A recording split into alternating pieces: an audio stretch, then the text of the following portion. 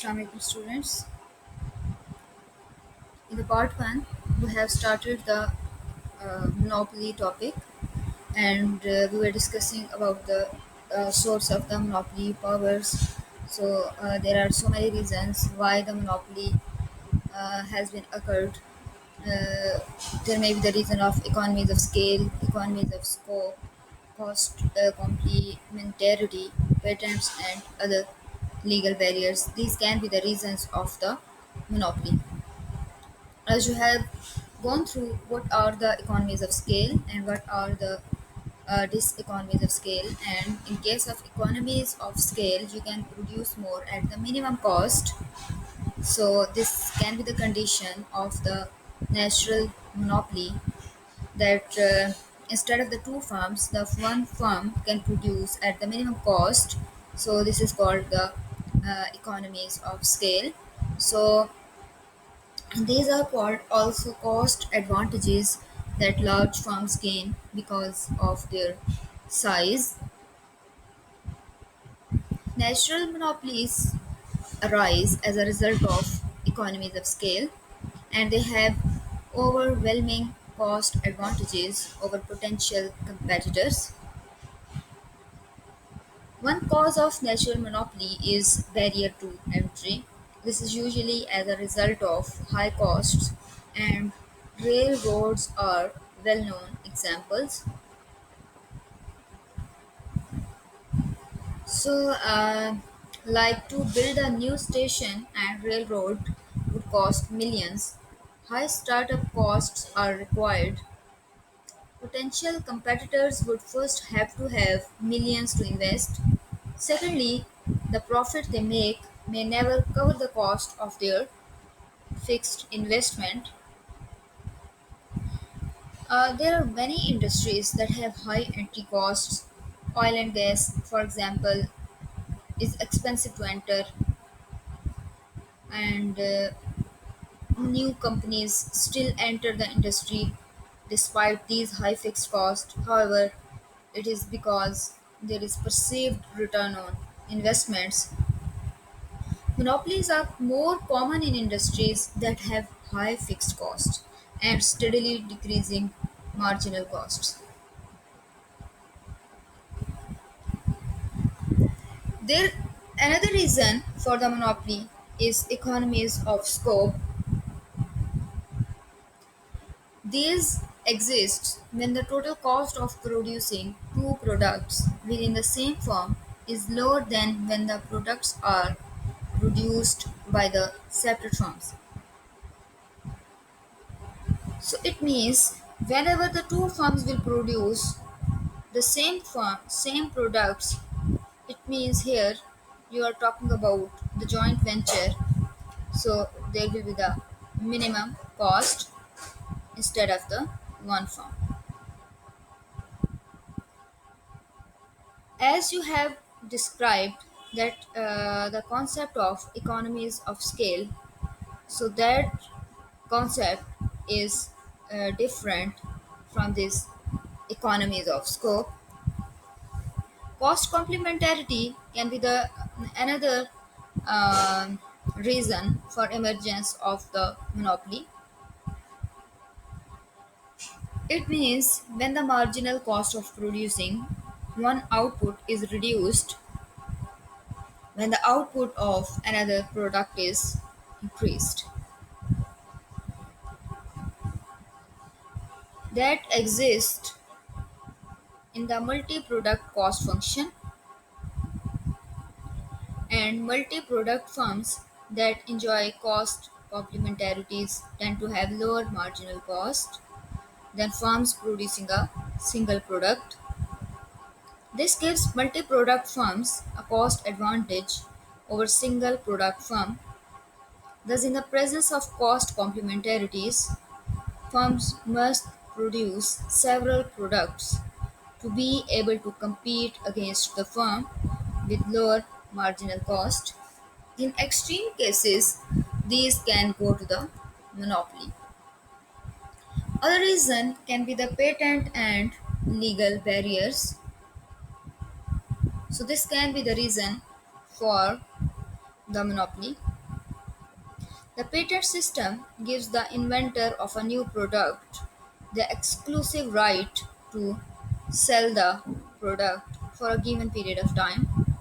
The rationale behind granting monopoly power to a new inventor is based on a following argument. Invention take many years and considerable sums of money to develop.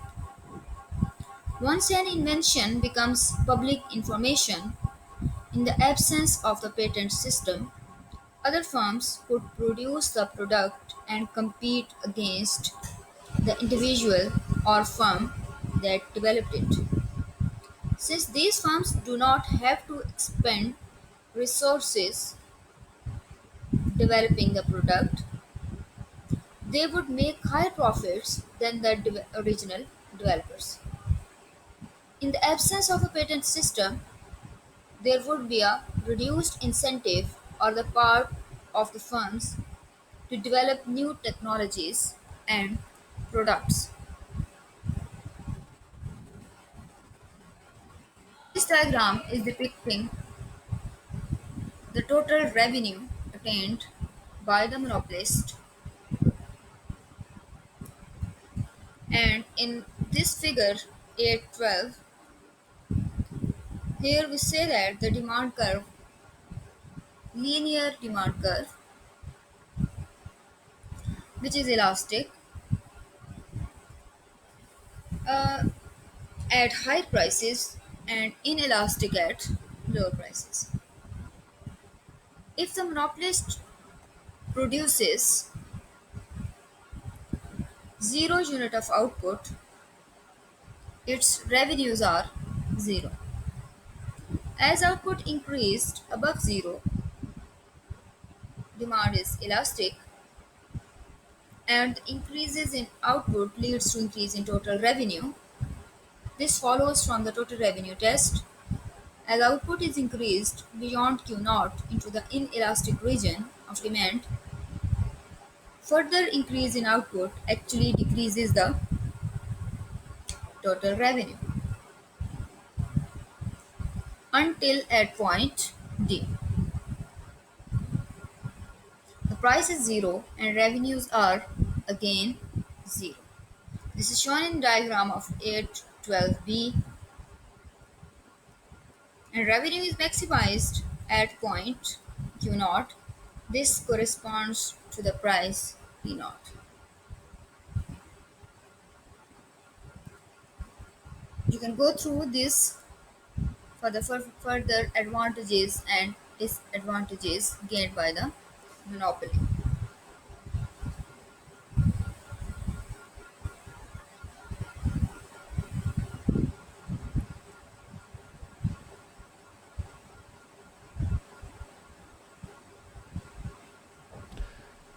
Okay, hi there, and welcome to an important video focusing on the key advantages and disadvantages of monopoly power in markets. This is an updated 2019 presentation.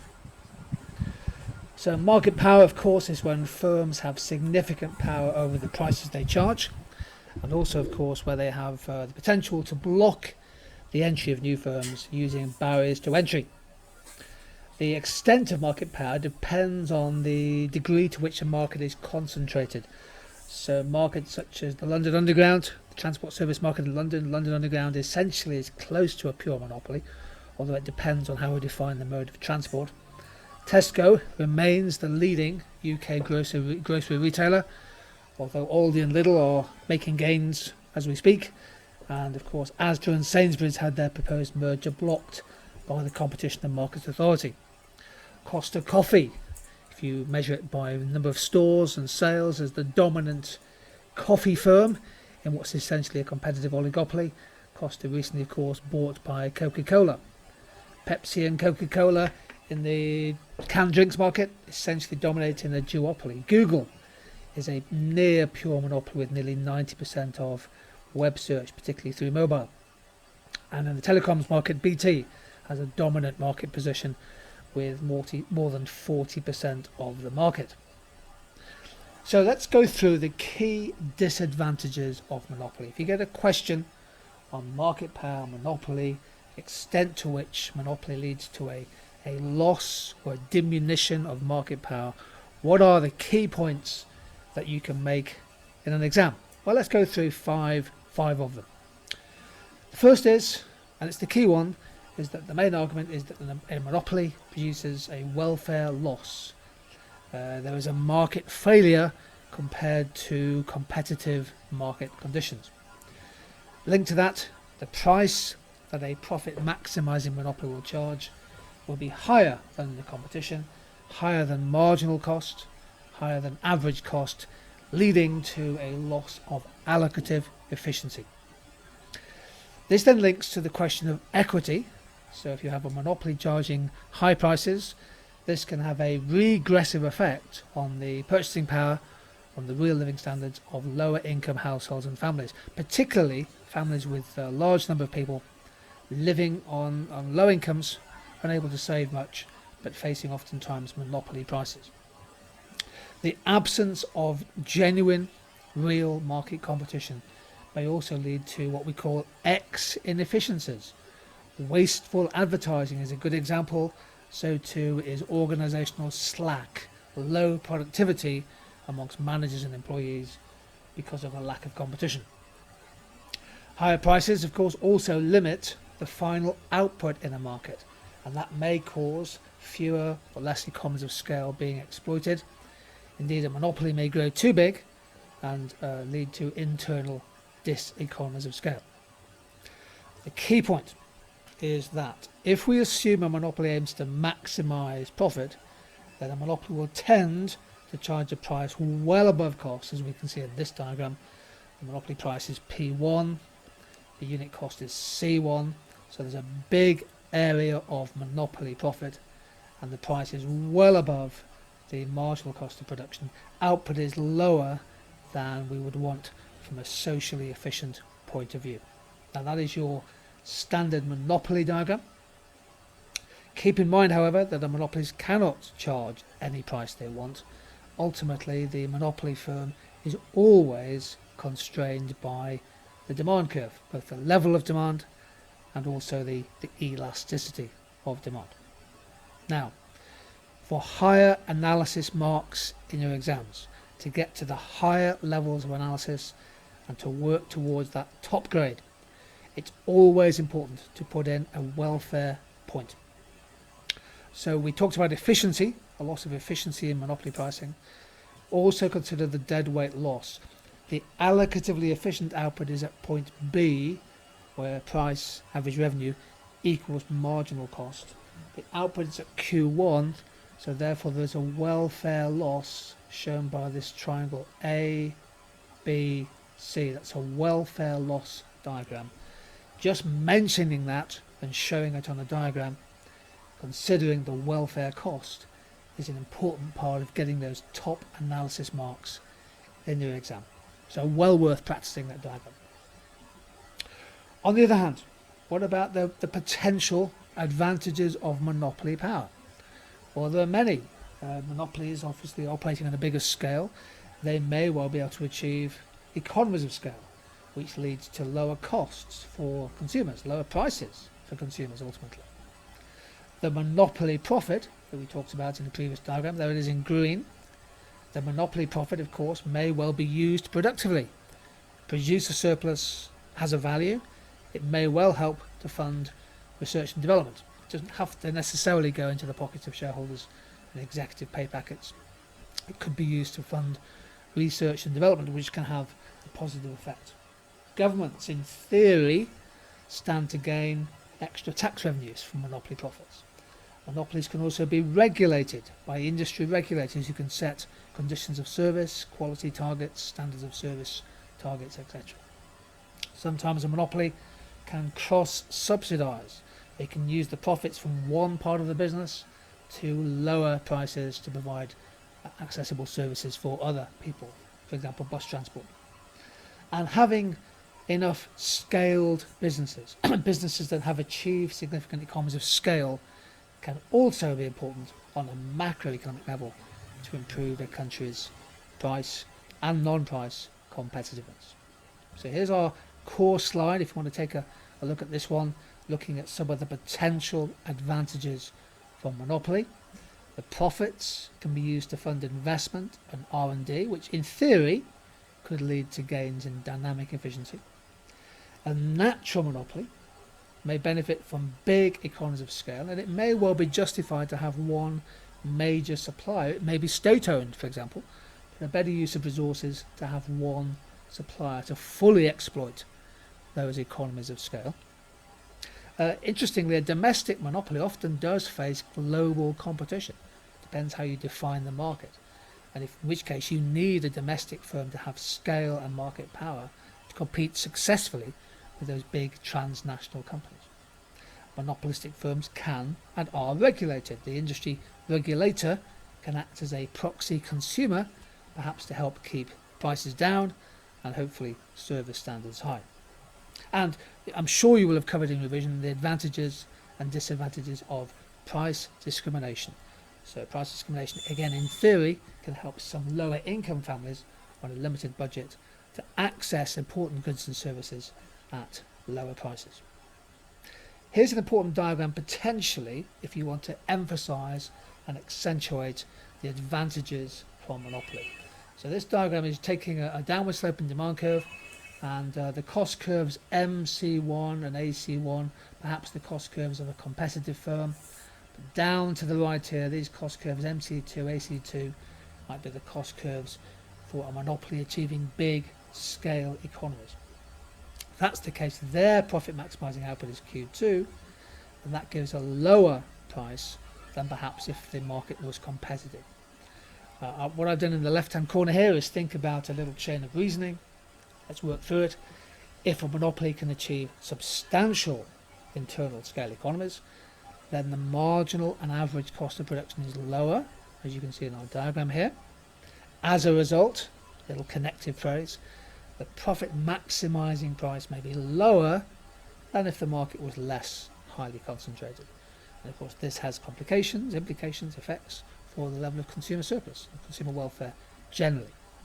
So an important point, don't be afraid to use an analysis diagram to support the argument.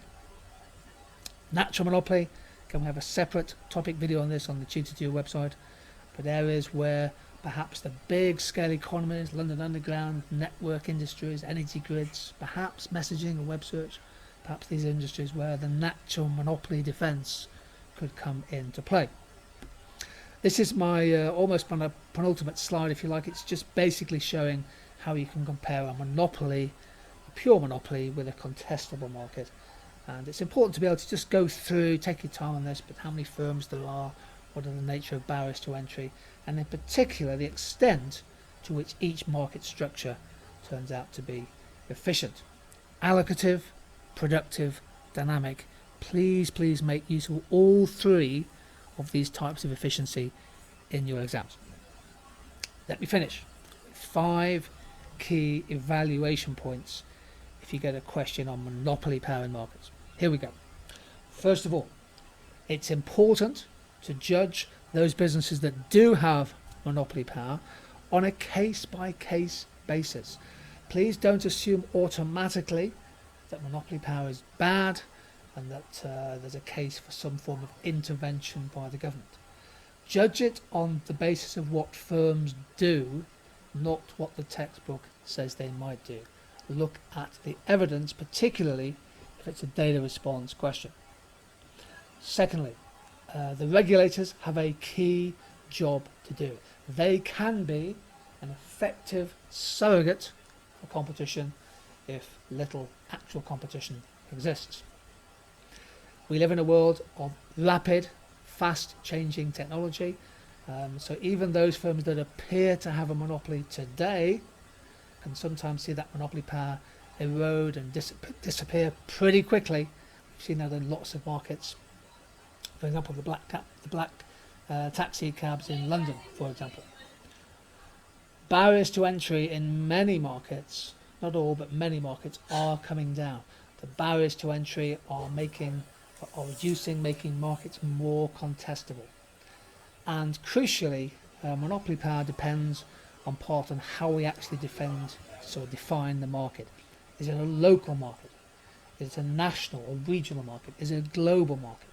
Market definition does matter. Ultimately, high market concentration, monopoly power, does not always signal the absence of competition. It can actually just reflect the success of businesses in just being best of breed, the top firms in the market. They are providing better quality products more efficiently at a better price than their rivals. So lots to look at. Clearly, monopoly power is a big area on your Theme 3 microeconomics. Hopefully,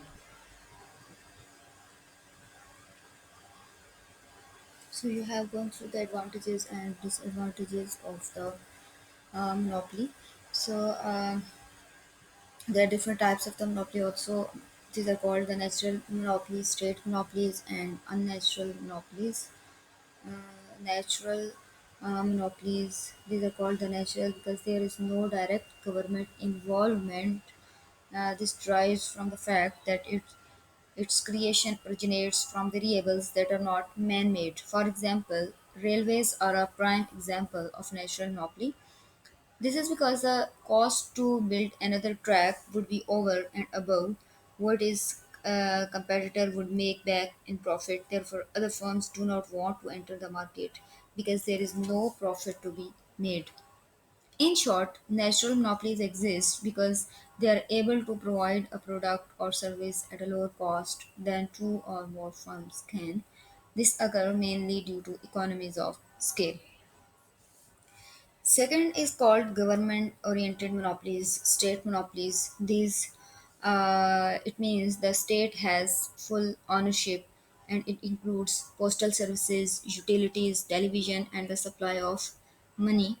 So these are they are deemed as the natural monopolies.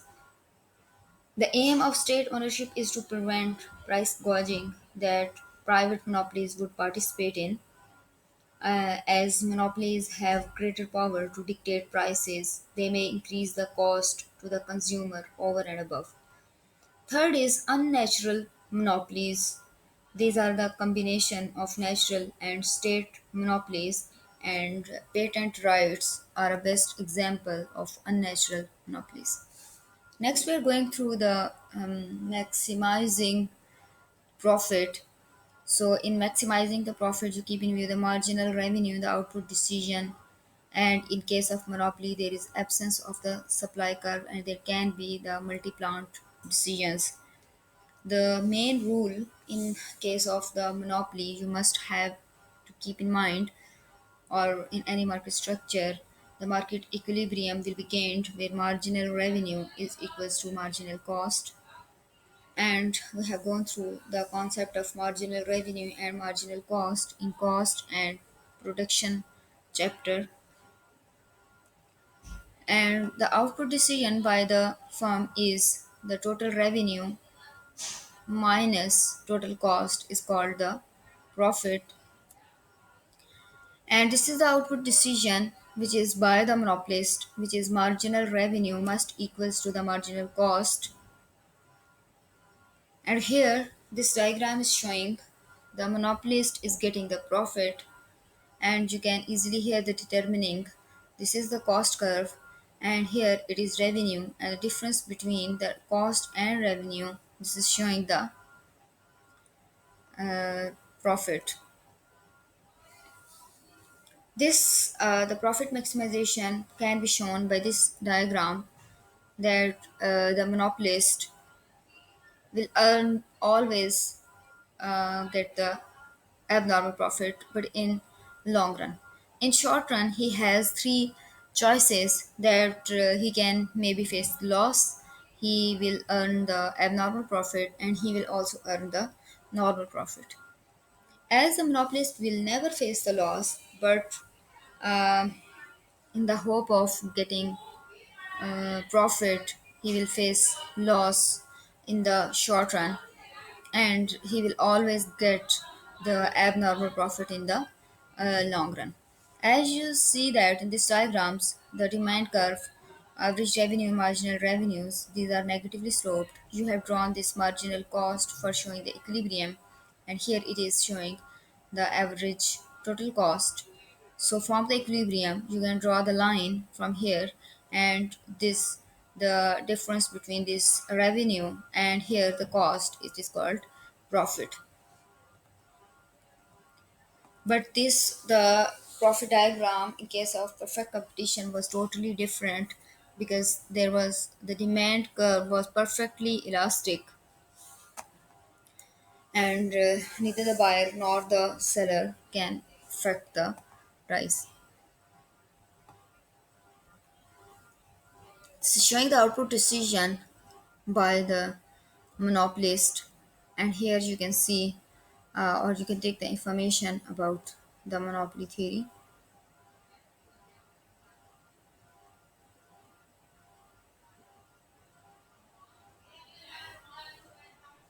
In this tutorial, I'm going to introduce the idea of monopoly theory. I'm going to show you how all these curves are derived. I'm also going to show you how to calculate the profit, revenue, and cost for a monopoly. And finally, I'm going to show you what happens to consumer surplus and price and quantity when you compare a monopoly with perfect competition.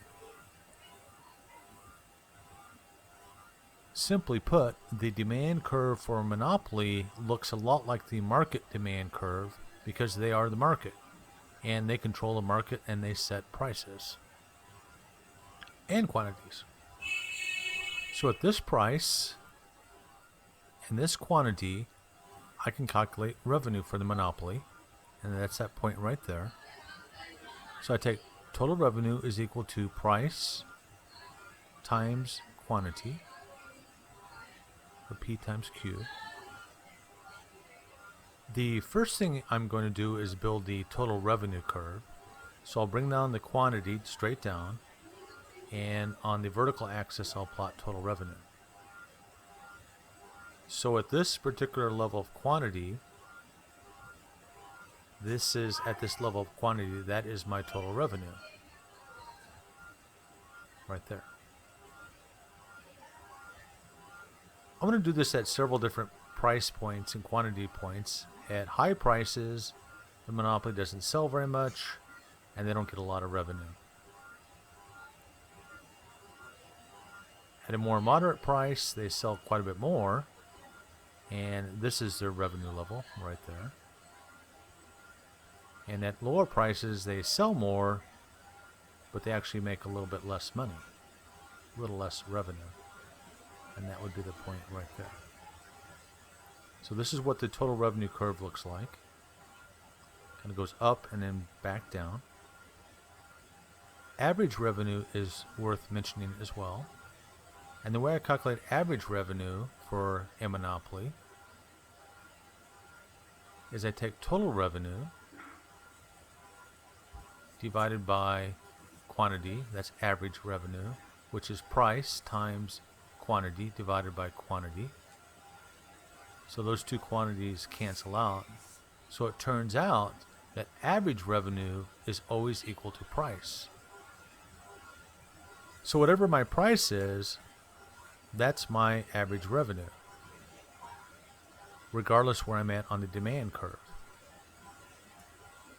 It turns out the demand curve and the average revenue curve are exactly the same, because demand, in this case, is equal to average revenue. Marginal revenue is always a little tricky. I'm going to do that one now. And marginal revenue is the change in total revenue due to a change in quantity. And change, I'll use a little delta sign, the Greek letter for delta.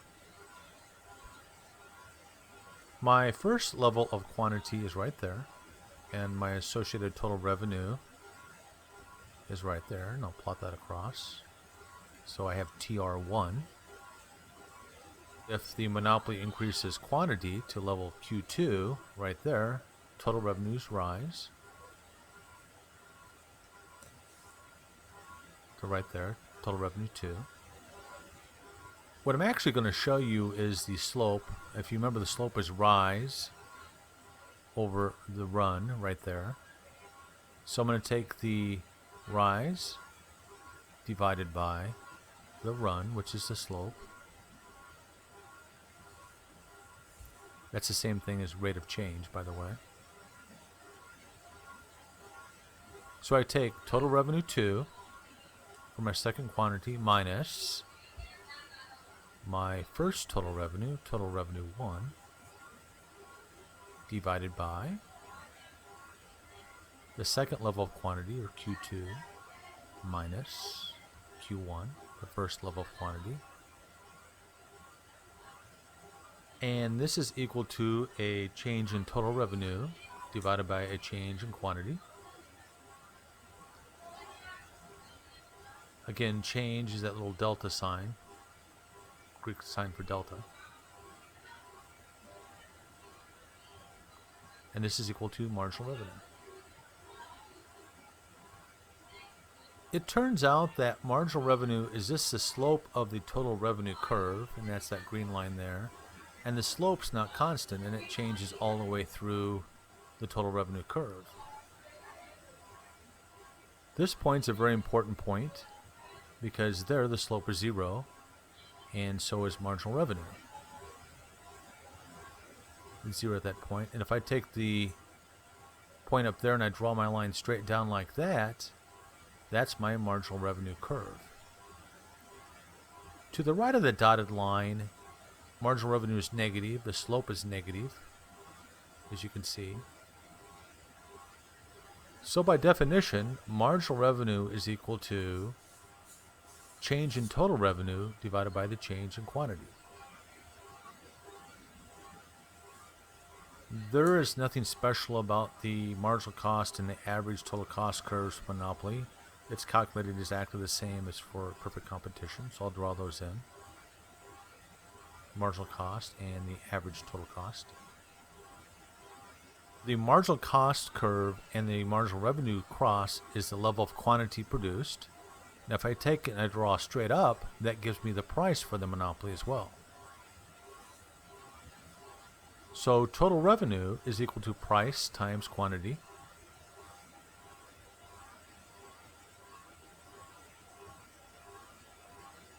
Again, if I go from the quantity up to the average total cost curve and across, this gives me my average total cost, which is the area of the red triangle.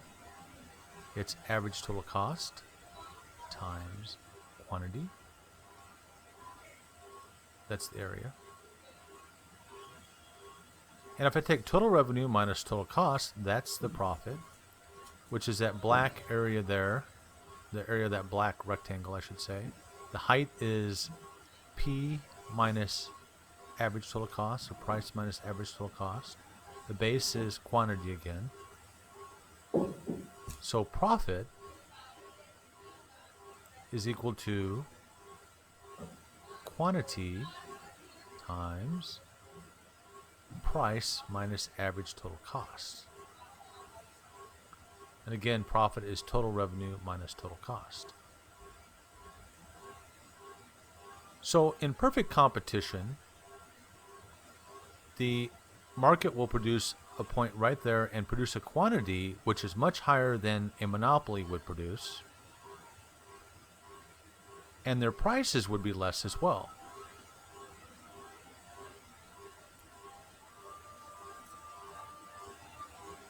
In other words, monopolies charge more and produce less. Under competition, that's consumer surplus, but under monopoly, consumer surplus shrinks. The consumer is worse off. So, share the knowledge. Share with your friends and your fellow students.